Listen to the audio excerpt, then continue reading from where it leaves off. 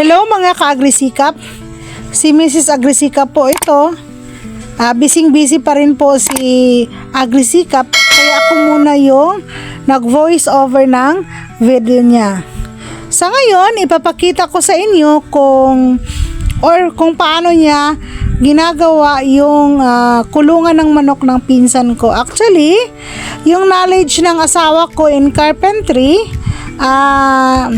actually hindi naman niya ginagawang pangkabuhayan. I mean, hindi siya kumukuha ng kontrata sa ibang tao. Sa bahay lang po ginagamit niya yung skills niya about carpentry.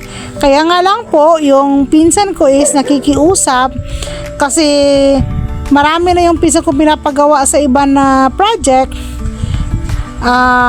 Naging palpak. Maraming materialis na sayang, like yung nagpagawa siya ng patungan ng drum na tubig. Paglagay pa lang, first time na paglagay ng drum, bumagsak na agad yung semento na nakaangat. Meron siyang pinapa-file kasi na patungan ng drum. So sa nakikita ng pinsan ko sa mga ginagawa ng asawa ko sa bahay namin, medyo tiwala siya na maganda yung pagkagawa.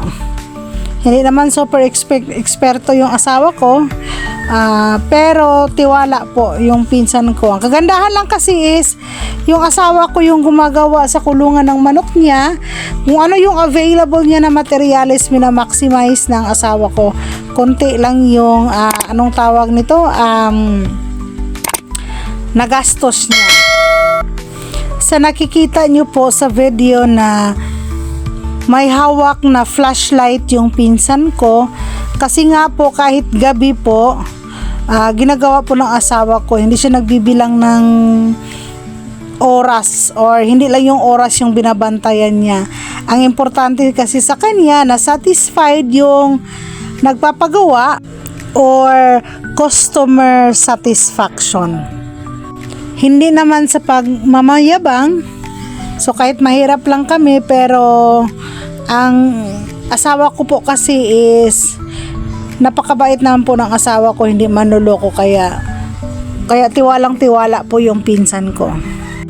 Siya nga po pala mga ka-agrisikap, paki-subscribe po yung channel ng asawa ko, paki-like, and paki-hit na rin po yung notification bell, at saka yung all, para kapag mayroong bagong video yung asawa ko, ma-notified po kayo. And paki-comment na rin po para kung taga saan kayo, para malalaman po ni Agrisikap kung saan po umaabot yung video niya po. Mga ka-agrisikap, nang matapos ng asawa ko yung ginagawa niyang kulungan, satisfied naman po yung pinsan ko at masaya naman po siya sa output or sa kinalabasan po ng kulungan na pinapagawa niya po.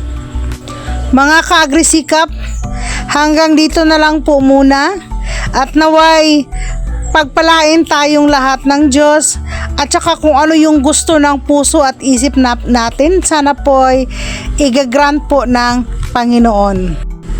Bye-bye po!